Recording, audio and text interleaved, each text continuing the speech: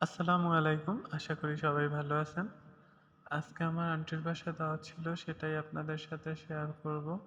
তো already video শুরু হয়ে গেছে। কি, কি ছিল সেটা আমি একবার করে বলে দিব আর আপনারা সবাই দেখতেই পারছেন।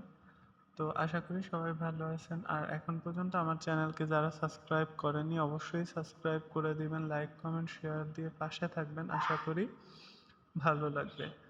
তো যেহেতু বর্ষার সিজন আর এখন ফুল ভরপুর আষাঢ় মাস, তো দাওয়াত খাওয়ার মজাটা শীতের মতো না থাকলেও ঈদের পর সেক্ষেত্রে কোনো অংশে কম না।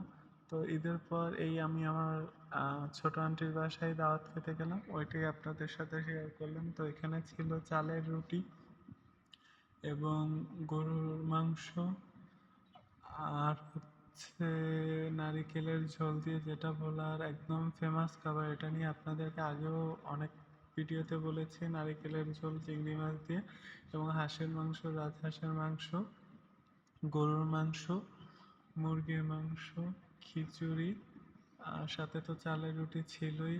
তো আর আরেকটা মাছের আইটেম ছিল দুধি। সব মিলিয়ে জাস্ট ওয়াও! আমি এখন ভিডিও করতেছি, এখনো খাওয়া মানে এত মজা হইছে। নারিকেলের ঝোলটা যা বলার অপেক্ষা রাখে না। তো আমি নারিকেলের ঝোল আর হচ্ছে হাঁসের মাংসটা একটু বেশি খেয়েছিলাম। আমার কাছে খুবই তৃপ্তিদায়ক এবং খুবই মজা লেগেছিল, যা বলে বোঝাতে পারবো না।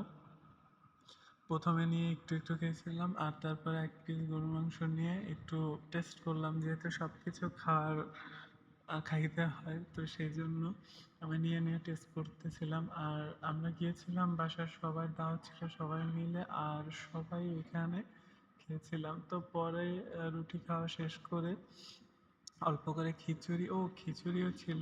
অল্প করে খিচুড়ি নিয়েছিলাম, যেহেতু বর্ষা পড়তেছে সেক্ষেত্রে খিচুড়ি তো মাস্ট বি। লেবু চেপে হাঁসের মাংস দিয়ে একদম মাখা করে, আহা!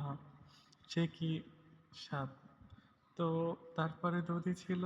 তো খাওয়া কমপ্লিট। তো আজকের ভিডিও এই পর্যন্ত। আশা করি সবাই ভালো থাকবেন।